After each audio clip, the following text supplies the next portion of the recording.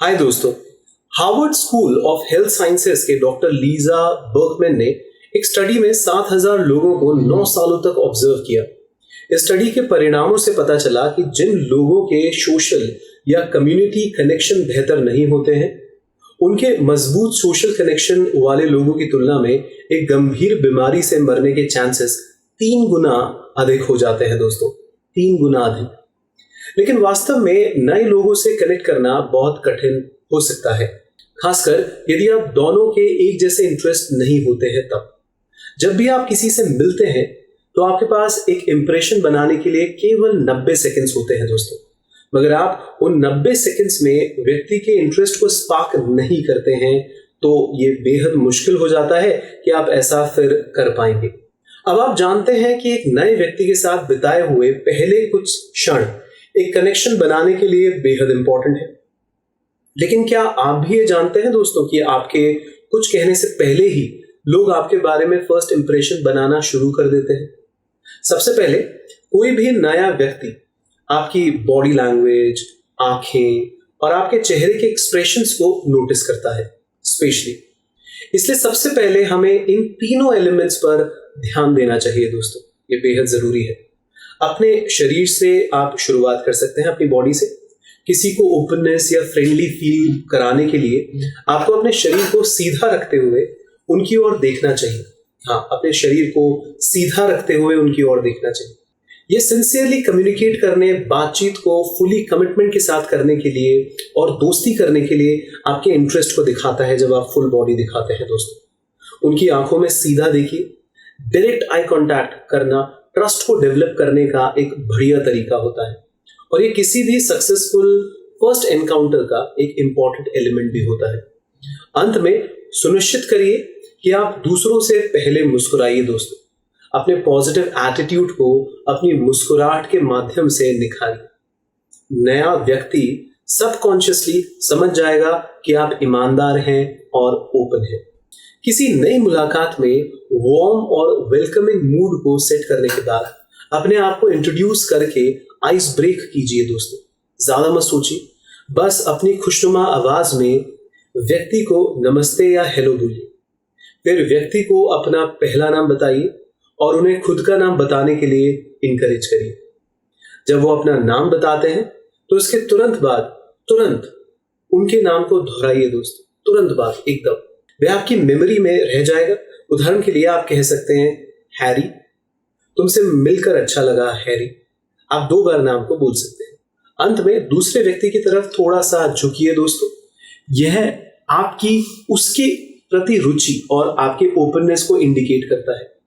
आप एक सधा हुआ और सम्मानजनक हैंडशेक भी यूज कर सकते हैं, या आप हैंड्स फ्री टेक्निक का उपयोग कर सकते हैं, जिसमें आप अपने हाथों को साइड में छोड़ देते हैं दोस्तों।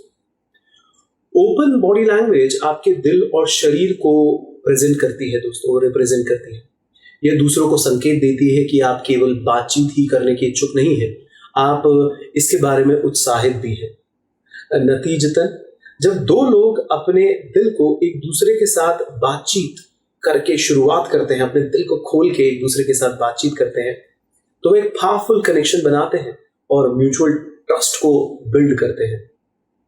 बॉडी लैंग्वेज सिर्फ आपकी बॉडी के बारे में नहीं होती है दोस्तों, इसमें आपके चेहरे के एक्सप्रेशंस भी इंपॉर्टेंट होते हैं, जो ओपन या क्लोज्ड भी हो सकते हैं। उदाहरण के लिए एक ओपन चेहरा मुस्कुराता हुआ होता है, इसमें अच्छा आई कांटेक्ट भी होता है दोस्तों, जबकि एक क्लोज्ड चेहरा कठोर दिखता है और हम आई कांटेक्ट करने से बचते भी हैं। दूसरे शब्दों में दोस्तों, आप क्या कहते हैं, आप कैसे बोलते हैं और आपका शरीर कुछ कहते समय कौन से सिग्नल भेजता है, ये बेहद आवश्यक है। ये समझना बेहद आवश्यक है। इन तीनों के आपस में मेल होने की जरूरत होती है। यदि वे एक जैसे नहीं होते हैं तो दूसरे व्यक्ति को यह लगेगा कि आप ईमानदार नहीं हैं और इस वजह से आप दोनों बहुत बुरा महसूस कर सकते हैं। मिररिंग मैनरिज्म, हाँ दोस्तों, प्रकृति है और यह दूसरों के लिए आपकी उपस्थिति को बेहतर बना सकता है। दूसरों की नकल करना एक फंडामेंटल ह्यूमन ट्रेट होता है दोस्तों, आप ध्यान रखिएगा। वास्तव में भले ही आपको यह महसूस ना हो, आप अपने जन्म के दिन से ही दूसरे लोगों के साथ अपने आप को एडजस्ट कर रहे हैं। एक बच्चे के शरीर की रिदम असल में उसकी माँ के साथ सिंक्रोनाइज है। और ये टेंडेंसी बाद में जीवन भर जारी रहती है दोस्तों। उदाहरण के लिए, किसी भी एडल्ट के कपड़ों की समझ अक्सर उसके पार्टनर से प्रभावित होती है। हाँ दोस्तों, हमें बात करते समय दूसरों को सावधानी से कॉपी करना चाहिए और अपने कॉन्वर्सेशन पार्टनर के gesture, body posture, facial expressions, breathing और वॉइस टोन की नकल करनी चाहिए। सेल्स पीपल के लिए सिंक्रोनाइजेशन विशेष रूप से महत्वपूर्ण है, क्योंकि कम्युनिकेशन स्टाइल में कोई भी मिसमैच सेल्स पिच को बिगाड़ सकती है। एक शांत व्यक्ति की कल्पना कीजिए दोस्तों, जिसको एक आर्ट गैलरी में रिस्पेक्टफुली और साइलेंटली पेंटिंग को देखते हुए एक एग्रेसिव सेल्स पर्सन के द्वारा टोका जाता है। ये सेल्समैन उसके बहुत करीब खड़ा है, उसके कंधे को पकड़कर वो पिक्चर की प्रशंसा किए जा रहा है। यह कहना सही होगा दोस्तों कि सेल्समैन को बेहतर तरीके से ग्राहक को डील करने के लिए उसके जैसे ही शांत और सम्मानजनक ढंग से बात करनी आनी चाहिए, अन्यथा उसका सामान नहीं बिकेगा दोस्तों। आपके कॉन्वर्सेशन पार्टनर के साथ अपनी आवाज को सिंक्रोनाइज करना भी एक विशेष रूप से पावरफुल टूल है, खासकर तब जब आपका पार्टनर थोड़ी धीमी आवाज में बोलता है और आप तेज बोलते हैं। तो बस अपनी आवाज कम करके आप अपने साथी की मदद कर सकते हैं। वह उस व्यक्ति के साथ और अधिक आरामदायक बोलने लगेगा जो उसकी कोमल टोन को शेयर करता है दोस्तों। जाहिर है दोस्तों कि आप जो भी कहते हैं वह भी एक अच्छे इंप्रेशन को बनाने के लिए इंपॉर्टेंट होता है। तो आप अच्छी तरीके से कैसे चैट कर सकते हैं, आइए इसको समझते हैं। सवाल बातचीत शुरू करने के लिए एकदम परफेक्ट होते हैं। सवाल दो तरीके के होते हैं, आपको समझना होगा। एक तो होता है ओपन क्वेश्चंस। हाँ दोस्तों, आइए ओपन क्वेश्चन के साथ शुरुआत करते हैं।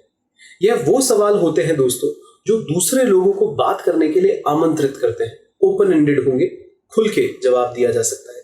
जैसे कि जब आप एक रेस्टोरेंट में होते हैं और एक अजनबी के साथ एक हल्के कॉन्वर्सेशन को आप करना चाहते हैं, तो आप कह सकते हैं कि भैया कितना प्यारा रेस्टोरेंट है, और फिर आप उनसे पूछ सकते हैं कि आप कहाँ से हैं और आपको क्या क्या अच्छा लगता है। तो इन सवालों का जो की फैक्टर है वो है कौन, कब, क्या, कहाँ, कैसे और क्यों के थ्रू आपके कॉन्वर्सेशन पार्टनर से क्लैरिटी या सजेशन देने का आप एक अनुरोध करते हैं। हाँ, एक गुजारिश करते हैं कि वो खुल के आपको जवाब दे। दूसरे तरीके के क्वेश्चन हो सकते हैं दोस्तों क्लोज्ड क्वेश्चन। किसी और को ज्यादा बोलकर रिस्पॉन्स देने के लिए इनकरेज नहीं करते हैं। क्या आप, क्या तुम और क्या जैसे उदाहरण आप किसी के साथ एक क्लोज क्वेश्चन पूछते हैं, जैसे क्या आप यहां अक्सर आते हैं, तो आपको इसके बदले में एक हाँ या ना से अधिक जवाब मिलने की संभावना कम होती है दोस्तों। इसलिए बातचीत के फ्लो को बनाने के लिए ओपन एंडेड क्वेश्चन पूछना सबसे अच्छा होता है, यह आपको समझना होगा। हालांकि सही सवाल पूछना कॉन्वर्सेशन का आधा पार्ट होता है दोस्तों। एक्टिव लिसनिंग भी जरूरी होती है, और इसका मतलब होता है कि हम ना सिर्फ दूसरे व्यक्ति के मुंह से निकलने वाले शब्दों को ध्यान से सुने, बल्कि उस व्यक्ति की भावनाओं और इमोशंस पर भी ध्यान दें। ये बेहद आवश्यक है। स्पीकर को सुनते समय उनकी ओर खड़े होइए दोस्तों, उनकी ओर थोड़ा झुकिए और जिस बात पर आप सहमत हो उसे सुनकर अपने सर को नॉड करिए, यानी सर की मंजूरी दीजिए और ऐसे हिलाकर इस मुद्रा में आप उनको हामी दीजिए, यानी हाँ करिए। जब आप कुछ कहना चाहते हैं तो याद रखिए दूसरे व्यक्ति को इंटरप्ट मत कीजिए। जो कहा गया है उसका उत्साही ढंग से उत्तर दीजिए दोस्तों। उदाहरण के लिए, यदि आपका कॉन्वर्सेशन पार्टनर कहता है मुझे वास्तव में शिकागो में रहना पसंद है, लेकिन मेरे पिता को प्रमोशन मिल गया है और हम मियामी जा सकते हैं, आप कह सकते हैं दोस्तों इस सिचुएशन के अंदर कि यह तो एक बहुत बड़ा और स्ट्रेसफुल डिसीजन लगता है। आप कैसे तय कर रहे हैं कि आप कहाँ रहें? दोस्तों, हम अपनी बातचीत को प्रभावी बनाने के लिए एनएलपी या न्यूरो लिंग्विस्टिक प्रोग्रामिंग का उपयोग कर सकते हैं। एनएलपी एक बहुत स्ट्रॉन्ग टेक्निक है दोस्तों। एनएलपी के अकॉर्डिंग लोग 3 अलग अलग सेंसेस यानी विजुअल, ऑडिटरी और काइनेस्थेटिक्स में से एक के माध्यम से सोचकर दुनिया को देखते हैं। नेचुरली सभी लोग जब भी अपने जीवन के बारे में बताते हैं तो इन 3 सेंसेस के मिक्सचर का उपयोग करते हैं, लेकिन इन तीनों में से एक हमेशा उन पर हावी होता है दोस्तों। यह जानना कि आपके कॉन्वर्सेशन पार्टनर का कौन सा सेंस डोमिनेटेड है आपको प्रभावी बनाने में यह बेहद मदद करेगा। इसको जानने की कोशिश करिए दोस्तों। इसके तरीके इंटरनेट पे भी आपको मिल सकते हैं। जिन लोगों का डोमिनेंट ट्रेट विजुअल होता है वह चीजों के लुक्स पर ध्यान देते हैं, वे उन्हें पिक्चर्स के थ्रू देखते हैं, वे तेजी से कपड़े पहनते हैं और बहुत तेजी से बात करते हैं। यह लोग इस तरीके से एक्सप्रेशन का उपयोग करते हैं जैसे कि आप खुद को कैसे देखते हैं या मैं देख रहा हूं कि तुम क्या कर रहे हो। ऑडिटरी पीपल बातचीत से प्यार करते हैं और वो शब्दों के बोल और आवाज का आनंद लेते हैं। नतीजतन वे ब्रॉडकास्टिंग, टीचिंग और कानून में अच्छा करियर बना सकते हैं। वह ये जरूर कहते हैं कि यह सुना हुआ सा लगता है, मुझे और बताओ, और मुझे उसकी आवाज की टोन पसंद नहीं है या फिर मुझे उसकी आवाज की टोन पसंद है। तो इस तरीके के फ्रेजेस को ऑडिटरी लोग ज्यादा यूज करते हैं दोस्तों। अंत में काइनेस्थेटिक फोकस्ड पीपल होते हैं, उन ठोस चीजों को पसंद करते हैं जिसे वे महसूस कर सकते हैं। उनकी आवाज धीमी हो जाती है, वह टेक्सचर्ड क्लोथिंग पसंद करते हैं और बहुत धीमे बोलते हैं। अक्सर वो आप कैसा महसूस कर रहे हैं और आपके साथ संपर्क में हूं और यानी इस तरीके के फ्रेजेस और एक्सप्रेशंस का उपयोग करते हैं दोस्तों। तो किसी व्यक्ति के डोमिनेंट सेंस से अपने जवाबों को मैच करके आप उस व्यक्ति को अपनी ओर अट्रैक्ट कर सकते हैं। समझिएगा, उदाहरण के लिए यदि आप तेजी से बोलते हैं या यदि आप अच्छी तरीके से कपड़े पहनते हैं तो एक विजुअल व्यक्ति आपको अधिक पसंद कर सकता है। अगर आप बहुत स्पष्ट रूप से बोलते हैं और आवाज के प्लेजेंट फॉर्मेट का उपयोग करते हैं तो ऑडिटरी फोकस वाला कोई भी पर्सन इसे पसंद करेगा दोस्तों। और काइनेस्थेटिक लोग आपको तब पसंद करेंगे अगर आप उनकी टोन ऑफ वॉइस और सेंसिटिव तरीके से मैच करने को बोलते हैं। हम आशा करते हैं दोस्तों कि इस वीडियो ने आपको नए लोगों से मिलने और कॉन्फिडेंट महसूस करने के लिए कुछ इंपॉर्टेंट टिप्स दिए हैं। आप अपनी जिंदगी में कामयाब बने, चैंपियन बने। नमस्कार।